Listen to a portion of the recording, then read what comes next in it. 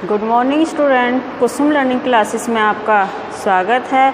आज का टॉपिक है परीक्षा प्रणाली, एग्जामिनेशन सिस्टम। आज मैं आपको परीक्षा प्रणाली बताऊंगी।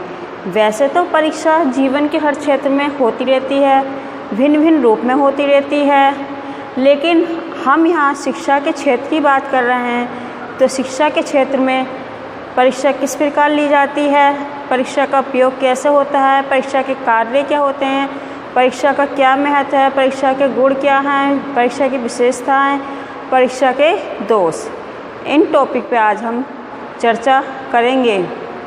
जैसा कि आप जानते हैं, परीक्षा का क्या अर्थ है कि किसी चीज़ की परीक्षा लेना, उसका परीक्षण करना, यानी कि व्यक्ति जो करता है, जो पढ़ता है या वो ज्ञान ग्रहण करता है, उसने ज्ञान को कहाँ तक ग्रहण किया है, उसने क्या क्या पढ़ा है, क्या वो सही पढ़ रहा है, इन सब का निरीक्षण करने के लिए ही हम परीक्षा का आयोजन करते हैं।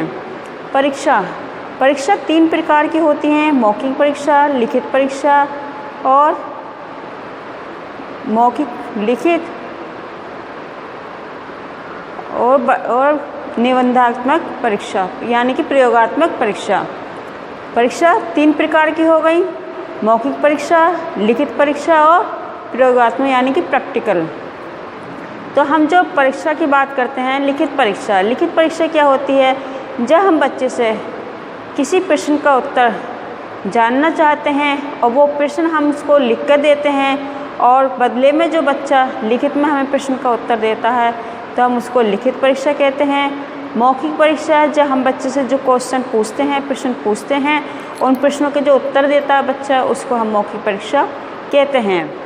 अब आता है प्रैक्टिकल, यानी कि प्रयोगात्मक परीक्षा में क्या होता है कि बच्चे को हम कुछ कार्य करने के लिए देते हैं, कोई प्रोजेक्ट वर्क देते हैं और फिर हम देखते हैं उस बच्चे ने उस पर कितना कार्य किया, कितना प्रैक्टिकली रूप से कार्य किया, तो उसको हम कहते हैं प्रयोगात्मक परीक्षा। जैसे कि बच्चा साइंस का स्टूडेंट है और वो फिजिक्स, केमिस्ट्री, बायो उसके पास सब्जेक्ट हैं, तो हम फिजिक्स में, केमिस्ट्री में या बायो में कोई प्रैक्टिकल दे देते हैं और फिर हम जानना चाहते हैं कि जो हमने उसे पढ़ाया, जो प्रैक्टिकल समझाया, उसने कितने अच्छे से समझा, कितने अच्छे से पढ़ा, तब हम उसको प्रैक्टिकली के रूप में देखते हैं और फिर उसका एग्ज़ामिन करते हैं।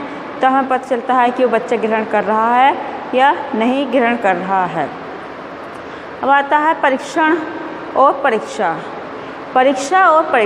वैसे तो एक दूसरे के पर्यायवाची हैं, लेकिन जो परीक्षा का जो क्षेत्र है वो परीक्षण के क्षेत्र से कम होता है। परीक्षण का क्षेत्र अधिक व्यापक होता है, उसका क्षेत्र बहुत ज़्यादा विस्तृत होता है, बहुत दूर दूर तक वो फैला होता है। अब हम बात करते हैं परीक्षण के क्षेत्र। परीक्षण के कौन कौन से क्षेत्र होते हैं? मनोवैज्ञानिक परीक्षण, बुद्धि परीक्षण, अभिक्षमता परीक्षण, अभिवृत्ति परीक्षण, रुचि परीक्षण, व्यक्तित्व परीक्षण। बुद्धि परीक्षण में हम बच्चे का IQ चेक करते हैं। मनोवैज्ञानिक परीक्षण में हम ये देखते हैं कि बच्चा किस प्रकार का है। अभिवृत्ति में उसकी अभिवृत्ति देखते हैं कि वो पॉजिटिव वाला है या निगेटिव एटीट्यूड वाला है। रुचि परीक्षण के द्वारा हम बच्चे की रुचि का पता लगाते हैं कि वो बच्चा किस में कितनी रुचि लेता है। व्यक्तित्व परीक्षण में हम व्यक्ति की पर्सनैलिटी के बारे में पता करते हैं। फिर आता है परीक्षण के पद। परीक्षण के 3 पद होते हैं: परीक्षा का निर्माण, प्रशासन, फलांकन। यानी कि परीक्षा का पहले हम निर्माण करते हैं कि परीक्षा किस प्रकार की लेनी चाहिए, मौखिक लेनी चाहिए, रिटन होनी चाहिए, ये प्रायोगिक होनी चाहिए। फिर इसके लिए हम प्रशासन तैयार करते हैं कि परीक्षा को किस ढंग से कराया जाए, उसके लिए क्या क्या सावधानियां होनी चाहिए। फिर आता है फलांकन, यानी कि स्कोर। फिर इसकी मार्किंग की जाती है उसी के बेस पर। अब परीक्षा के पद। परीक्षा के कौन कौन से 4 पद होते हैं? उपलब्धि परीक्षणों का निर्माण, परीक्षण का संपादन, उत्तर पुस्तिकाओं का मूल्यांकन, परीक्षा परिणाम एवं प्रमाण पत्र वितरण करना। यानी कि सबसे पहले उपलब्धि परीक्षण क्षेत्र का निर्माण, यानी कि हम परीक्षा का निर्माण करते हैं कि परीक्षा के कौन कौन से उससे प्रश्न रखने चाहिए, किस प्रकार के रखने चाहिए। हम किस प्रकार की परीक्षा लेना चाहते हैं, इन सब बातों का ध्यान हम उपरोक्त प्रश्न में रखते हैं। फिर परीक्षणों का संपादन, यानी कि परीक्षणों का संपादन कैसा होना चाहिए, उत्तर पुस्तिकाओं का। फिर जो हम बच्चे को कॉपी देते हैं, जो एग्ज़ाम पेपर देते हैं, बच्चा जो करता है, फिर हम उसका मूल्यांकन करते हैं कि बच्चे ने किस प्रकार का कार्य किया है। उसी के मार्क्स बेस पर हम उसकी मार्किंग करते हैं। मार्किंग करने के बाद हम उसका परीक्षा का रिजल्ट आउट करते हैं और उसको प्रमाण पत्र वितरण करते हैं। अब आता है परीक्षा के उद्देश्य, कार्य एवं महत्व। परीक्षा के अपने एक उद्देश्य होते हैं, एक लक्ष्य होते हैं। जैसे बच्चा कोई प्रवेश परीक्षा देने जाता है तो हम मनोवैज्ञानिक रूप से देखते हैं कि वो परीक्षा में जो प्रवेश लेने जा रहा है, ये परीक्षा देने जा रहा है, वो उसके मानक के अनुसार है या नहीं। हम परीक्षा जाते समय जब परीक्षार्थी प्रवेश परीक्षा देने आता है तो हम उसके डॉक्यूमेंट्स चेक करते हैं कि वो पूरे हैं या नहीं।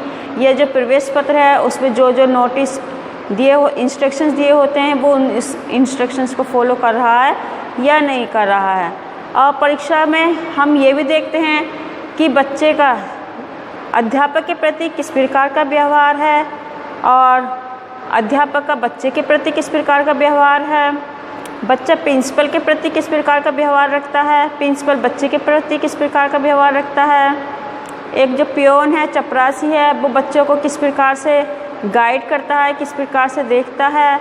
जो टीचर हैं वो बच्चों को जो पढ़ाते हैं, जिन विधियों से पढ़ाते हैं उनका मापन करते हैं। बच्चों की पुस्तिकाओं का मापन किया जाता है।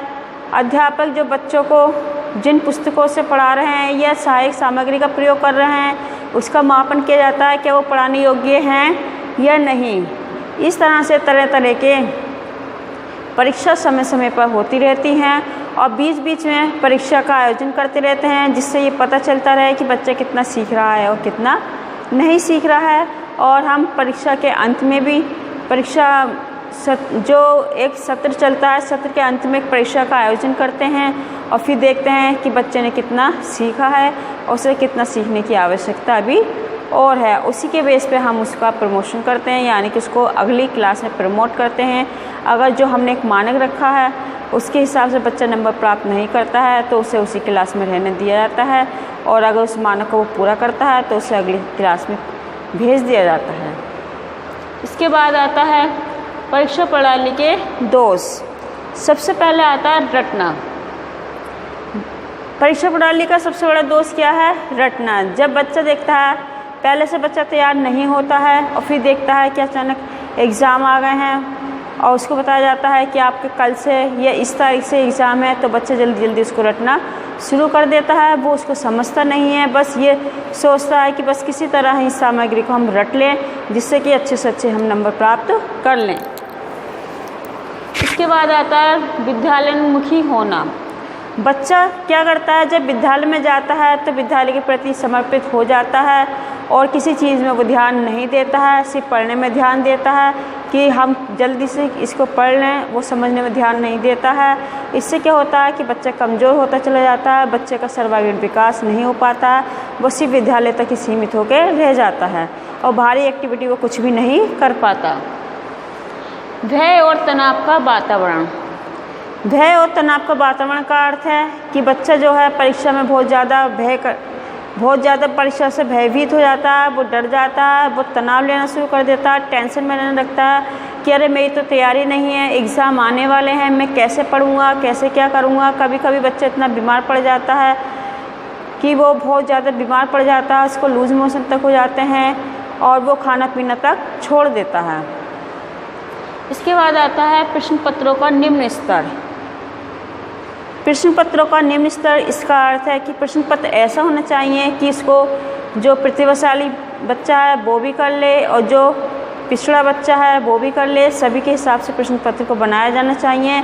ऐसा भी नहीं होना चाहिए कि बिल्कुल ही हल्का प्रश्न पत्र बना दिया है और तो फिर वो प्रतिभाशाली जो बच्चा है वो ये सोचे अरे मैंने तो बेकार पढ़ा, मुझे पढ़ने की कोई ज़रूरत नहीं थी, इसको तो मैं अपना आप ऐसे ही कर देता। इसके बाद आता है निबंधात्मक प्रश्नों की प्रधानता।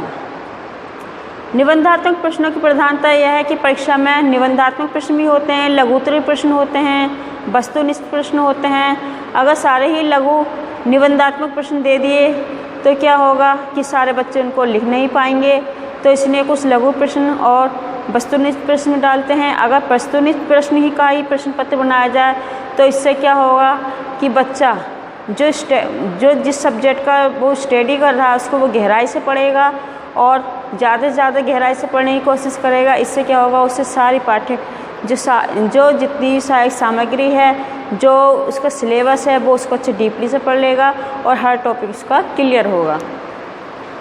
फिर आता है अंकन की व्यक्तिनिष्ठता। अंकन की व्यक्तिनिष्ठता में यानी कि जो मार्किंग की जाती है उसमें भी व्यक्तिनिष्ठता होनी चाहिए। ऐसा नहीं होना चाहिए कि हमने सपोज़ करो कि टीचर उस कॉपी को चेक नहीं कर रहा है, वो कॉपी बच्चों को दे दी है और 3 बच्चों को दे दी है। अब तीन बच्चों में क्या है कि एक तो राइटिंग को देखकर उसकी फुल मार्किंग करता चला जा रहा है, एक का मूड सही नहीं है, वो पढ़ना नहीं चाहता है तो उसको कम नंबर दे रहा है, और कोई बहुत ज़्यादा कम नंबर दे रहा है। तो इससे क्या होगा, उसी चीज़ में किसी को ज़्यादा नंबर मिलेंगे, किसी को कम मिलेंगे। ऐसा भी नहीं होना चाहिए। जो भी आप अंकन कर रहे हैं, किस चीज़ की मार्किंग कर रहे हैं, तो उसको डीपली पढ़ना चाहिए, तब उसके मार्क्स देने चाहिए। फिर आता है लास्ट, परीक्षा में प्रचलित कुप्रबंधन। आजकल आप देख रहे हैं कि कोई भी परीक्षा होती है और परीक्षा होने से पहले इसका पेपर आउट हो जाता है, तो ये मैनेजमेंट की कमी होती है, मैनेजमेंट पेपर लीक करा देता है। तो ऐसा नहीं होना चाहिए, क्योंकि जब बच्चा कोई मेहनत करता है तो उसको उसी का अनुसार फल देना चाहिए। क्योंकि जो बच्चा मेहनत नहीं कर रहा है और पेपर आउट हो जाता है तो पेपर ले जाता है, उसको सॉल्व करके उसको परीक्षा को दे देता है। लेकिन जो मेहनत करता है, जो पढ़ता लिखता है और नकल करने वाले के उससे ज़्यादा नंबर आ जाते हैं और मेहनत करने वाले के कम रह जाते हैं, तो इस प्रथा पे भी रोक लगानी चाहिए। इस प्रकार से ही भारत की जो वर्तमान शिक्षा प्रणाली है वो इसी प्रकार की है। हमें ज़्यादा से ज़्यादा क्या करना चाहिए, इस परीक्षा प्रणाली को में बदलाव करना चाहिए और हमें रटने पर बल नहीं देना चाहिए। हमें बच्चे को समझाना चाहिए, देखना चाहिए कि बच्चा किस विधि से समझ रहा है, उसी विधि से पढ़ाना चाहिए। वो उसकी ये भी देखना चाहिए कि वो जो सहायक सामग्री है वो उसके अनुरूप है या नहीं है। धन्यवाद।